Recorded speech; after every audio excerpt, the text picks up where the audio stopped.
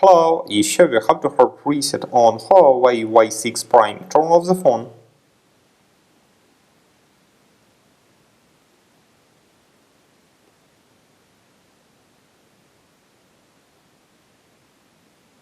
Next, press and hold the power button and volume up key for a few seconds.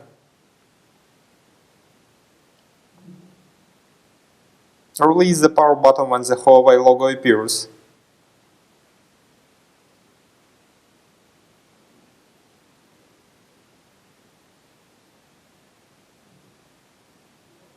Now use volume key and power button to select factory reset. Now enter yes and choose factory reset.